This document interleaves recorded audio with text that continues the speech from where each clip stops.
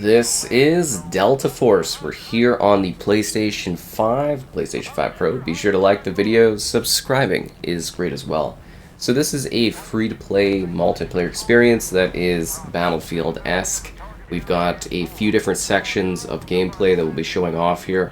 We're starting with the single-player focused or cooperative focused Black Hawk Down campaign portion that aims to recreate or reimagine sort of the opening or the experience that was Black Hawk Down at the time, you know, the movie, and then of course there was like Delta Force Origins. Anyways, it doesn't matter.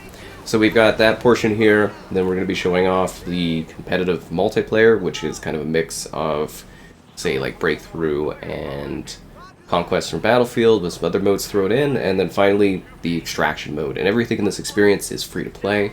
If you are wanting to play this campaign, as to say, you do need to download an additional, I think it's like 25 gigabytes of space in order to play this. What is with the sensitivity in this mode?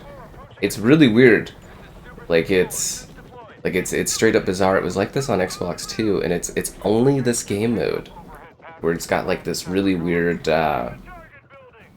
sort of like sensitivity preset. I do not understand it, but this looks really nice.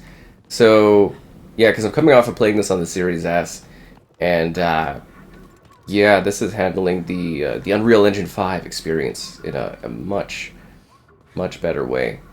But yeah, anyways, it's kind of a neat thing. It's supposed to be a pretty hardcore setup. There's several different missions you can choose. You can make it like really sort of hardcore and intense for difficulty, like, oh, a shot and you kind of like dying and stuff, or you know, you gotta restart like level setups, and it could be a pretty grueling kind of setup. I'm surprised you can't see outside there, but it's kind of like a quick, like, sort of campaign. It's pretty fast-paced. The idea is it's like, you know, just kind of fast-paced, tense action, and a quick little, you know, glimpse into the conflict and the combat, and it's kind of neat. It's actually something I wish would have been maybe expanded a bit more, if that makes sense. But it's a cool little option, and like I said, it's just a free additional thing that you can grab. And again, it is like a standalone thing in the store that you need to search up and download. Like, it's not standalone, but it's like part of the game's add-ons or whatever. Because I downloaded the game and I was like, oh, that's kind of weird that I don't have access to this. And I was like, oh, okay, you gotta find that sort of thing. And I was like, all right. So anyways, that's what we're kind of dealing with on this one. And you kind of pick a character, you pick a quick class, and then you go down here and you start, you know, dealing with the problems and making your way through. Like, it's pretty decently nice looking. It's got a neat vibe and aesthetic. And like I said, it's just kind of like, it's almost, so say, like a PS3 360 era type of campaign, if that makes sense, where it's just sort of like linear kind of, yeah, it was basically pretty linear setups where you're just kind of moving like area to area and, you know, dealing with intense combat where you might die really quickly, but it's quite neat. And it's got like a little bit of a cinematic vibe. But again, it kind of makes me wish that this was like blown out a little bit more.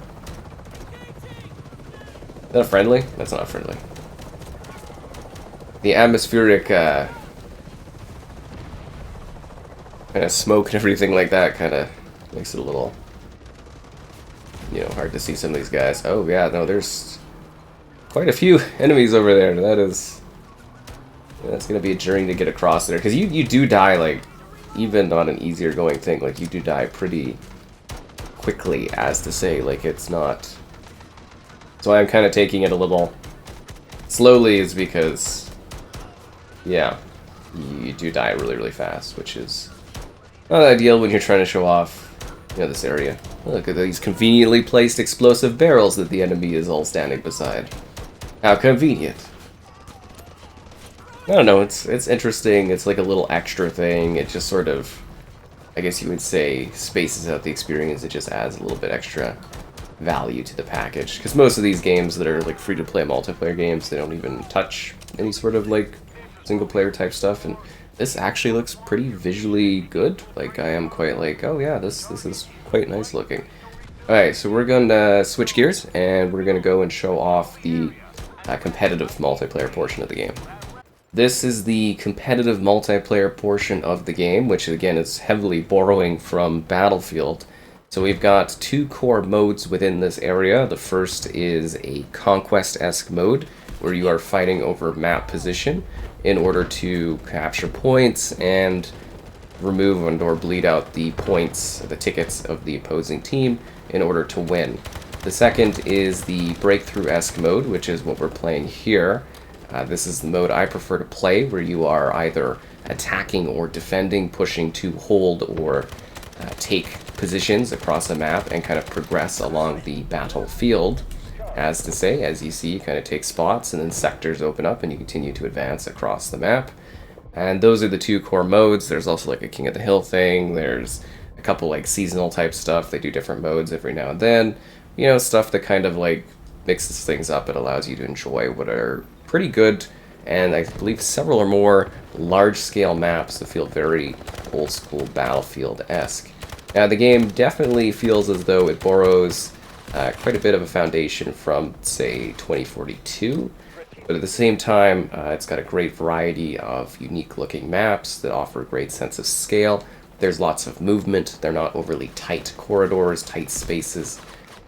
You don't really get like a claustrophobic vibe. You actually feel like you are playing in a, you know, traditional Battlefield type scenario where you are moving around the environment and you know, attempting to win, get points, survive, all that other good stuff.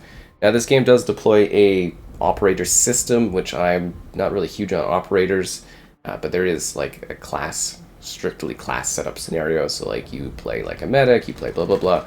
But each of the characters has like different ability things that they unleash in the matches. But as I said, I'm not really huge into that. I'd more rather, you know, just have characters and not have like restrictions for like the sort of items I have. But, you know, free to play and everything like that. The operators, I get why they do that sort of thing. It's all the rage. But outside of that, it all plays quite well. You know, you get a variety of different items you can use. There's like a whole kind of build system. There's no like bags or anything anywhere for me to build, but oh, right there. So you can like, you know, if you want, you could like build stuff and then you're earning points. So as I play, I could call in like an airstrike, or there's a plethora of different vehicles for the different maps you can call in. So yeah, that's pretty great. Lots of in-depth gun customization and personalization, lots of little tweaking, attachments, and everything like that that you can change and work towards. So actually quite a lot of different choice in your personalization and your enhancement for playing Delta Force here on the PlayStation. So being on the PlayStation 5 Pro, you can see in the top corner there we have sort of a frame rate target option that shows up. So the game is typically targeting like a 4K resolution at 60 FPS, dynamic, and you can actually adjust and tweak things from a technical standpoint a bit further if you need to. So we're going to be showing that off in a sec here, and hopefully not getting blasted too much. There's quite a few enemies here. So you can do this from the main menu, and you can turn crossplay on or off in the main menu as well. But you can have performance details on by general there. Then you can go to graphics, and if VSync is on, performance mode is on by default. But there's FOV settings, so you can turn off the VSync, and you can apply. And then if you have like a higher frame rate display, you will be getting over the targeted 60 FPS. Like, this game is pretty, you know, like 60 FPS locked, especially on the Pro. I don't really notice any drops or anything like that. But when you do uncap it, you do get a bit more performance. But it does literally seem to be like 70-ish FPS as opposed to going really quite higher on this one, which is a little disappointing. I'm assuming because it's got like more of a higher resolution output that it's not quite hitting higher targets, or it could be the map or the scenario. Like, sometimes it goes up. In theory, you know, if you had like a small environment or something like that, I guess you could get up to 120 FPS because it is uncapped. So you have a 60, there might be a 30 cap in some games, and then, well, not in this game, but I'm saying as an example. And then with it being allowed to go upwards, the more power overhead there is, the higher potential like frame rate, and it's, you know, the hard cap on consoles in the current era is 120. So in theory, it could go higher if the situation's right or there's not lots of stuff going on. But yes, it does seem like That is sort of our target here. Now there is another option. You can choose to go to the frame rate mode, and then from there you will be getting a lowered resolution internally, like quite a bit of a drop from the full 4K. It does look quite a bit blurrier. Sorry, this game's got some really bad lag spikes today, ping-wise. Some of the servers I was joining was really, really bad, so this is actually the best one I came across. This mode also exhibits, obviously, some level of screen tearing there you might be seeing on the screen. That is due to, you know, the VSync being uncapped and kind of just allowing it to go wild. But anyways, this one, obviously, as you're seeing too on the top right there, the frame rate is a lot better in this mode. Wow, these servers are genuinely struggling today. It's the launch thing. Anyways, or console launch thing.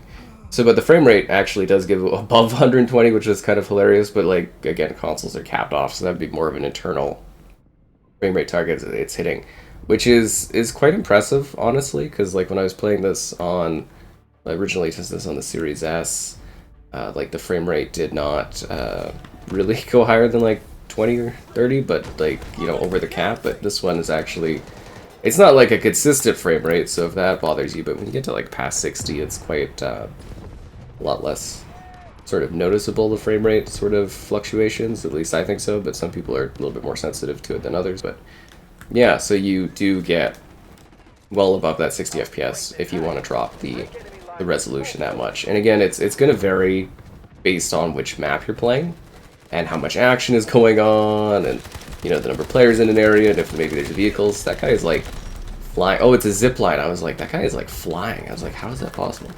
But I see, yeah, it's the zip line option kind of going along there.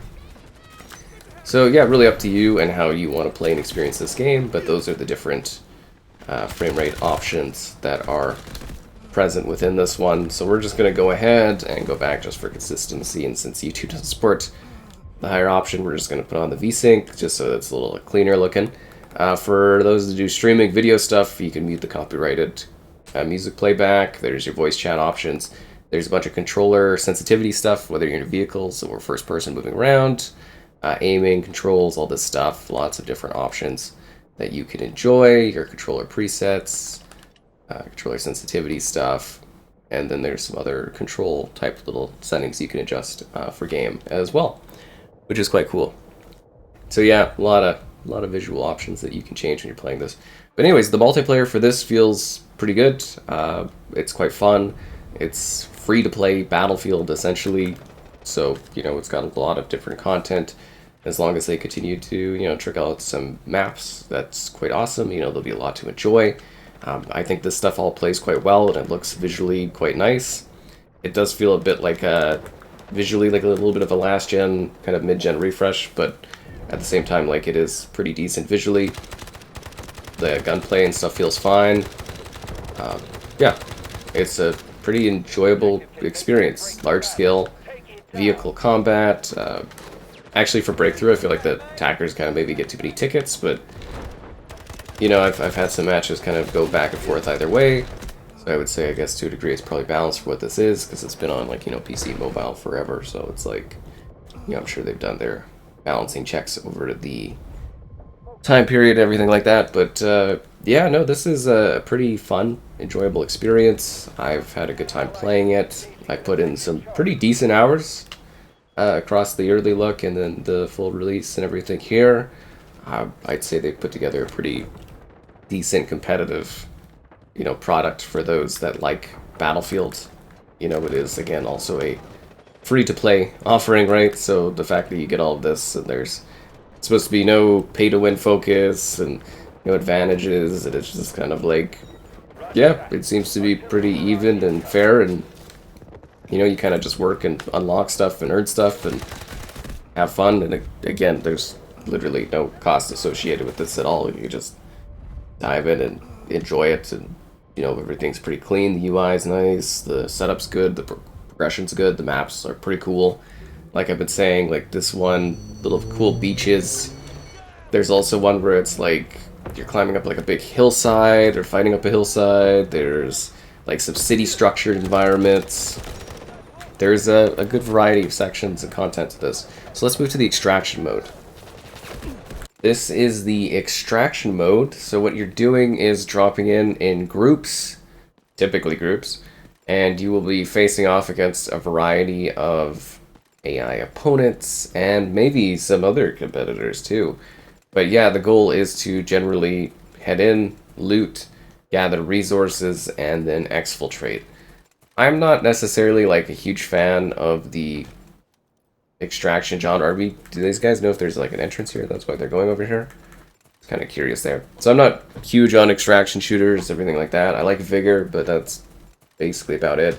Mostly my like motivation thing, where I'm like, what is my motivation in playing this stuff? As far as like, you know, you go in, you gather some random items, you know, you collect stuff like, you know, like a fork or picture frame, and then, you know, you sell that and you buy more loot and better loot and gear. But yeah, I don't know. For me, it's just like a bit odd.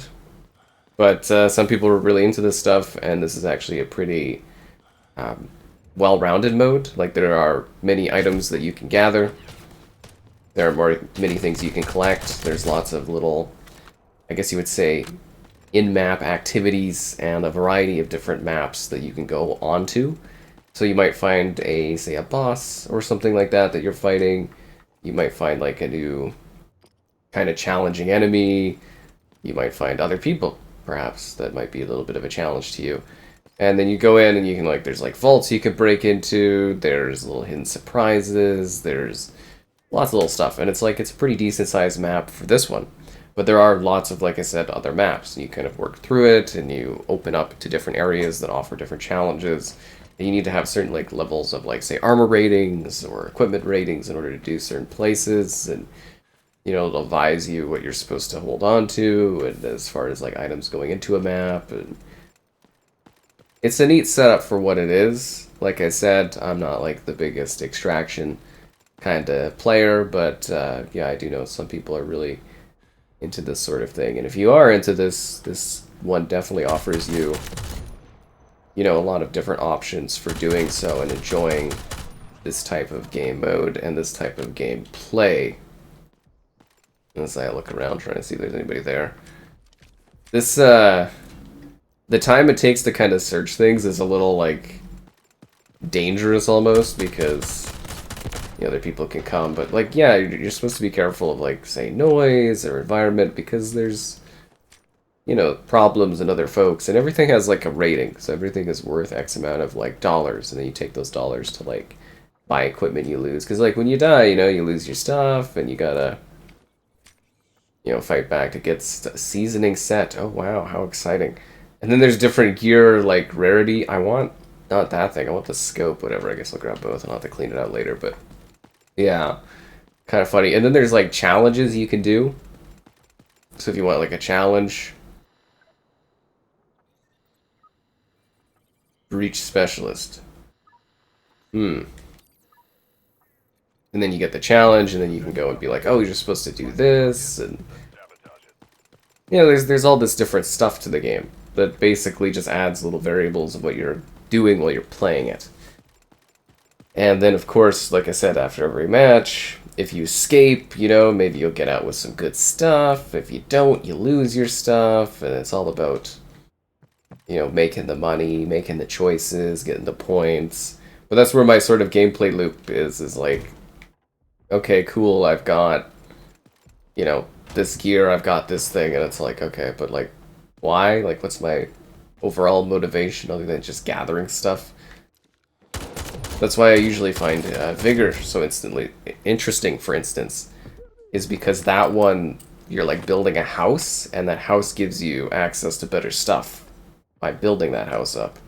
It's just kind of like a reward system that just kind of like, you know, adds that extra layering of like intrigue to me. But yeah, everyone has their own little vibe and their own little interests for stuff, and it's like, I don't know, I don't really get the whole hype that's built up around extraction stuff, but at least this one does seem to offer a range of things, and I think that is good value in the sense that, again, it's like a free-to-play kind of package, but like it does actually give you a lot of stuff to do, like activities, a lot of challenges, So you don't feel like you're,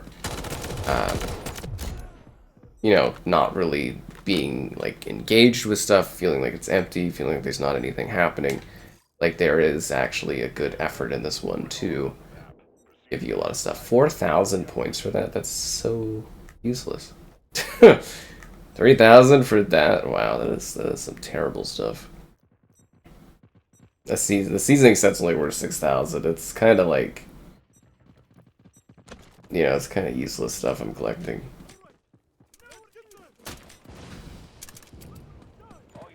It's all about the loot and that, right? What you get for loot. I'm actually surprised none of my teammates have come to do this. Like, in theory, being a squad here, you are supposed to, like... It's quite encouraged that you actually do interact with one another and, like, work together and stuff, but... You know, your mileage is really going to vary based on... You know, who you come across as far as players. And if you're playing with a group of your pals, I think you're going to get a little bit more... out of the experience. And of course, like any extraction game, you can kind of leave anytime you want, but there are like contingencies, so sort of like, I guess I would say contingencies, maybe that's a bad way to word that, but there's sort of like, if you want to leave, sometimes you have to like do certain things in order to be okayed to leave, as in like, okay, you got to do this to open up this thing, and sometimes you could just like ditch depending on the area. It really quite varies, which adds extra layerings of like, you know, kind of depth to the situation. A brush worth 1,300? I'll take this random drive. Not really the best of kind of loot out of that one, I gotta be honest with you. But yeah, the AI, it's mostly cannon fodder. Like there's a couple AI that are a little bit more, you know, like challenging and stuff like that, but like for the most part the AI is just kind of like there to die from you. Is that my teammate that was killing this AI here? How nice of you to join me. Anyways, it's, I don't know, like it's kind of interesting. It's got like a bit of a challenge to it if you come across people that are like, you know, a problem or a big challenge or a threat to your survival, and it's really like whether or not you see the intrigue and the value of playing this particular mode, and everybody's just got a little bit of a different interest on this one. How much are you worth? $20,000. Wow. It's worth more than this stuff. At least I don't think the transaction sheet's really quite valuable. Kind of actually surprised there hasn't been sort of others that were kind of coming across. I'm assuming at any point I'll kind of, you know, just sort of get blasted out of nowhere. That makes sense? Like I'll just be like totally complacent and then just like get absolutely destroyed in seconds and be like, oh, come on. That's just the nature of the game, right? The extraction, everything like that. But I would say like, oh, these pink spikes are crazy. I would say like as a package, Delta Force has been a pretty interesting experience. Because you got to keep in mind, like this is all free to play, right? You get a Black Hawk Down campaign, a little thing that's not crazy, but you know, it's free. You get an architectural drawing, wow. No, you get like a competitive multiplayer that's fairly robust. You get this extraction shooter for if you're into extraction shooters. You know, it's actually got a well-rounded amount of content and intrigue, and yeah, it's like I said, it's kind of like whether or not this is of value to you, but I would say that, I don't know, it's got a lot of content. There's a lot of things to enjoy. Yes, I know about extraction stuff. I don't think I can get there in a minute and a half, though. Anyways, yeah, it's just like there's all these neat little layerings to the game and the challenges and what you can do in this game and what it offers, and yeah, it's pretty easygoing. You know, like I said, being free to play, it's something where it's kind of like you can dive in and see if you like what it is. I'm trying to get my stamina up, but I keep accidentally going into a run mode. But yeah, no, really, like I think there is quite a lot to get out of this game, and I think it definitely allows you to enjoy it without like limitations or anything like that, and it seems well balanced, and it seems to be something that will continue to evolve. and I would say I am pretty happy with the package so far and what it has to offer on the Pro.